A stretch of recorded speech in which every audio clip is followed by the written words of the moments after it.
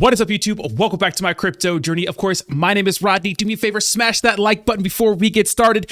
And we got some big news today in the cryptocurrency world when it comes to centralized exchanges, Trump NFTs, and of course, Sam Bankman-Fried requesting that all his meals be vegan in jail, which is absolutely interesting. But as you can see by these large red bubbles right here, that the cryptocurrency markets are responding negatively to the news. And of course, the big news is that Mazars suspends audit for crypto exchanges, which include Binance, KuCoin, and Crypto.com, Bloomberg reports. And then many other articles like Yahoo Finance, CoinDesk, and all the major news outlets are reporting the same thing. So, I mean, a lot of these auditing groups are cutting ties with cryptocurrency exchanges because they don't want to be involved, all the bad publicity with crypto exchanges, and they want to make sure they're correct. Now, the crazy thing is that a few days ago, Chris, the CEO of Crypto.com, says, as promised, our audited proof of reserves. Mazars Group, a reputable audit firm, confirmed that our on-chain reserves exceed customer liabilities for all in-scope assets and that we have full control over the wallets. And of course, we got this report. Now, my thing is, did Mazars finish their audit with Crypto.com? Because what I'm reading is that they discontinued all audits with, Binance, KuCoin, and Crypto.com. So maybe they started the audit and then didn't finish it. I didn't know. But here's the thing. The thing about cryptocurrency and these audits and proof of reserves and those sort of things, yes, things are on the blockchain and you can see how many assets a cryptocurrency company has. But what about the liabilities, right? We want to know what the liabilities are so we know exactly what we're working with just in case these cryptocurrency exchanges are under some sort of distress, right? Now, we know that Binance is experiencing a lot of FUD right now. We have people like Jim Cramer saying that Binance has no real legitimacy after what happened at FTX. Now, I mean, Kevin O'Leary, Jim Cramer, and a lot of people are blaming the collapse of FTX on Binance, which is kind of crazy to me, but I understand what they're talking about. Look, if Alameda Research and, FTX weren't doing shady things with customer funds, then Binance would have nothing to expose. But you're naive if you don't think that Binance and CZ want to crush the competition and crush the competition. They did. They tried it with Crypto.com. They tried it with Coinbase. It didn't work because those are two good centralized exchange. Now, I don't know if you guys also noticed that in the news, CZ was being called out by some of the news anchors on CNBC for the right reasons. They want third-party, transparent auditing firms to go into cryptocurrency and make sure these centralized exchanges are backed by exactly what they say they're backed by. And I think we need this transparency in the space. I don't mind if they do those sorts of things. I think it's good for the space. And I do think we need somebody that's outside of crypto but understands crypto just so we make sure they're not compromised. But right now, Crypto.com released their proof of reserves. Hopefully, Chris responds to what's going on. He hasn't said anything yet, but I'd like to know his opinion on the situation because I want to know if this is a complete audit or maybe they gave him half the audit and stopped halfway through. I don't know. But of course, on CoinMarketCap, you can see proof of reserves on certain exchanges. And if you click on them and you go to these sources, you can see the different sources right here, view source. You can see that some like Nansen, DeFi Llama, and Binance are the sources for these proof of reserves. But at the same time, it's like we still want a third party group to go in there and make sure that, they're telling the truth and they're not compromised. Because here's the issue with cryptocurrency is that there's too much like shadiness going on. Like, for example, in the meme coin, in the meme token world, there's something called KYC. And these developers would never dox. Instead, they would KYC and have a little certificate. But it was like a pay to play kind of thing. You pay these, KYC companies a few $1,000s and they'll say, yeah, this is who you are. This is your identity and, you're good. Like for one project, and I can't mention the name in our space, one guy KYC'd for the entire dev team. So it's like, what's the point of KYC in these auditing firms if these people could just be paid off? So we need somebody that's outside of crypto to come and audit crypto because that would be good for the space overall. Now, lastly, we'll talk about Donald Trump, right? We'll talk about Sam Bankman-Fried too, but right now, these Donald Trump NFTs are absolutely insane. So former President Donald Trump's NFT collection sold out in under 12 hours. 45,000 items sold at $99 each for a total of $4.45 million. This is hilarious. Not sure if this is good timing, right? Like why is Trump releasing NFTs when the cryptocurrency market looks bad, when influencers are getting sued for promoting a Bored Ape Yacht Club, right? And other NFT, and the SEC is going after a ton of people. I get it. It's a way to raise money. A lot of people bought a ton of these. I know a friend of the channel and a good friend of mine bought 45 of these because I guess you get some sort of like special access if you get 45 of them. But this is absolutely hilarious. I didn't get one. I kind of want one now that they're all sold out. I would have bought a few of them, but I didn't even know about it, honestly. And I think they were out in like less than 24 hours. So that's absolutely insane. This is hilarious. Because a lot of people assume that the next people in office are probably going to be Republicans, and that's probably going to be the case, right? Because a lot of people are tired with the current administration. Now, I'm not saying Democrats are better than Republicans or vice versa. What I'm saying is people are tired of the current administration.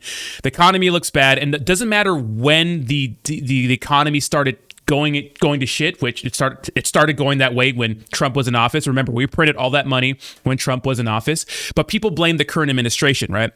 Now, here's the thing.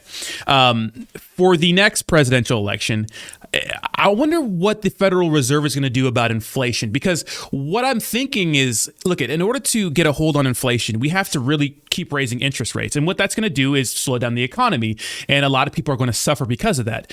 But since this next year, right, it's going to be a bunch of presidential candidates campaigning, the current administration probably doesn't want the economy to be looking bad. So will, the Fed pivot a little sooner just to make the economy look good for the current administration so they can get reelected again? Now, obviously, this would be kicking the inflation can down the road, and it would put off the problem till later.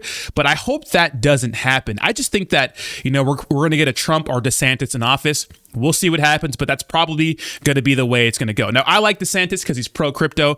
Donald Trump, I don't know about him. I mean, he spoke about cryptocurrency before on Yahoo Finance, their YouTube. And he said that he doesn't like anything that competes with the dollar. And Bitcoin is a currency, obviously, and it competes with the dollar. It's a competitor, right? It's finite. You can't print more of it. So I know Donald Trump has made it clear that he doesn't, support anything that, has competition with the dollar. So we'll see what happens. But these are hilarious NFTs. And then, of course, we'll talk about Sam Bankman-Fried right now.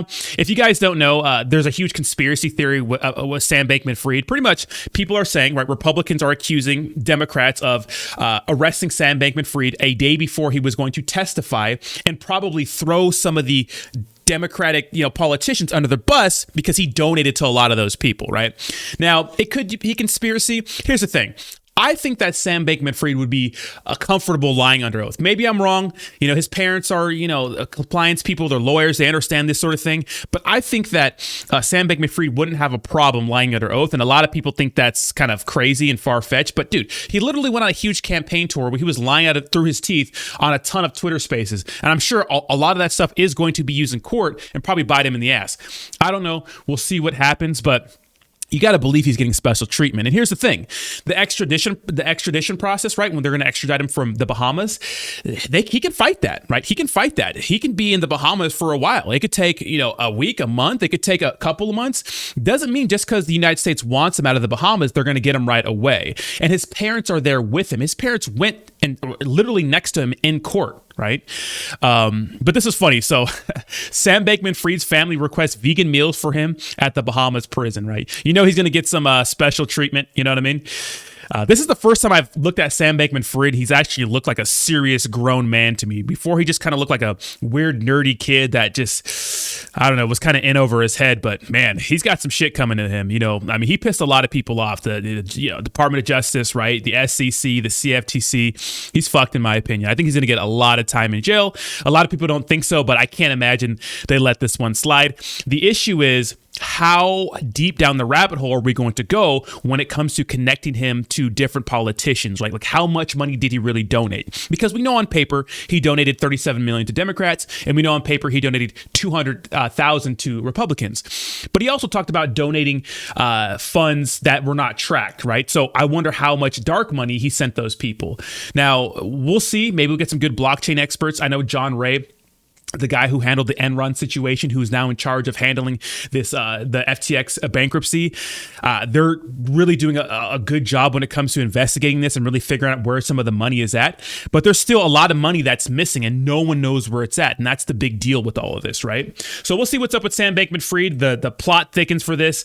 We're getting a lot of official reports out of the actual kind of hearings and stuff like that. We're actually getting some real reports, not some Twitter ass secondhand journalism, because I like Twitter spaces with a lot of crypto influencers like BitBoy and the Narwhal guy, but it's like those guys are like, a lot of things were said and that just didn't happen. So I want official news and transcripts to come out of court hearings and stuff like that so we can get to the bottom of this. Because what we are finding out is that people close to FTX are rolling over on Sam Bankman-Fried. And in fact, some people close to FTX, right, that worked for FTX started reporting all this fraudulent stuff really like a while ago. So there are people telling on him. And a lot of people think Caroline Ellison, right, the ex-CEO of Alameda Research, flew to New York just to dime him out, right? So we'll see what happens. This is a crazy story.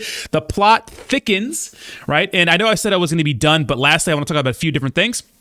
One, Kevin O'Leary and CZ from Binance have been going at it in the media. Look at, I don't think CZ's the saint, Mr. Know-It-All. I don't think he's a deity that we should, treat like a god in this space. I think it's weird. I think that's weird. It's weird to pedestalize anyone.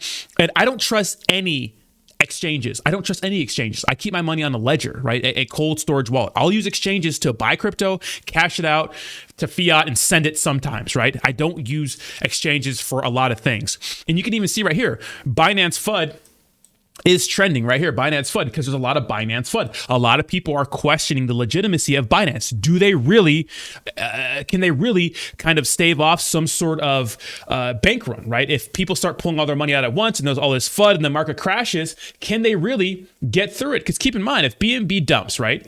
BNB is 27% of Binance's reserves, right? Now, keep in mind, people think BUSD is a Binance thing. They don't really own, Paxos is in charge of BUSD, not Binance, right? That's something that people get wrong a lot, but they have a lot of BNB. So if BNB dumps, and it's dumping massively right now, it could be bad for them. So we'll see what happens. I mean, I think they'll make it through, but it's interesting to see Jim Cramer and CZ going at it, Kevin O'Leary and CZ going at it on the news. CZ saying Kevin O'Leary's a liar. Obviously, Kevin O'Leary lost a lot of money from SBF, and a lot of people are mad at CZ because they think he's the one who caused the downfall of FTX. But keep in mind, if, like I said before, if SBF wasn't mismanaging customer funds, then this wouldn't be a big deal, right? This wouldn't be a big deal as it is, right? If CZ announced to the world that he was selling $550 million of FTT, right? FTX tokens, and the balance sheet was okay. It's like people are like, okay, well, he's selling, not a big deal. They have, customer funds 1-to-1, right? Like there's supposed to be a reserve ratio of 1-to-1. Like traditional banks have the fractional reserve and those sorts of things. So traditional banks don't even have your reserves 1-to-1, but cryptocurrency is not like that because it's so unregulated and so uninsured that if something bad happens, these exchanges need to have all your assets on there. So if I have $100,000 of cryptocurrency on Binance or any exchange, and say, for example, someone says the sky is falling and I want to withdraw all my money, I should be able to get all my money when I want to, not, we'll pause withdrawals and we'll give you money later, right? So anyways, let me know what you think in the comments down below. It's been a crazy day for cryptocurrency. The market continues to dump. I think it's going to get worse. I think there's still a huge black swan event coming. I think cryptocurrency is going to dump even more. I don't know how low. It doesn't feel like the bottom, but again, no one has a crystal ball. Anybody saying they do have a crystal ball, don't listen to them because no one really knows. We just know it could dump. It could pump. Who knows? But the good thing is that this presents a fantastic buying opportunity to get in on your favorite cryptocurrency projects at a huge discount. Look at, just because something is in the top 10 now doesn't mean it's going to be the top 10 forever. So your favorite altcoins may not be in the top 10. They may not pump like they did the last bull run. They may never reach their all-time highs again. But you got to look at some of the fundamentals. You got to see how the team's been working. What have they been up to, right? Are they still, do they still have a good use case? What's the publicity around them and those sorts of things? And that's what I look for when I'm dollar cost averaging into some cryptocurrency products. I'm not an expert trader, I'm not a day trader. I don't read charts and stuff like that. I'm a dollar cost average kind of guy, right? I want to get my average cost of my Bitcoin, my Ethereum, my BNB, my Matic at a nice low average price. And that's why I don't ape all at once when I'm buying the dip. I buy in increments, right? So let me know what you think in the comments down below. Thank you so much for watching. Stay strong. Cryptocurrency is boring right now. The hype is dying down, but look at, this is where the money's made. Thank you so much for watching, and I will talk to you soon. Peace.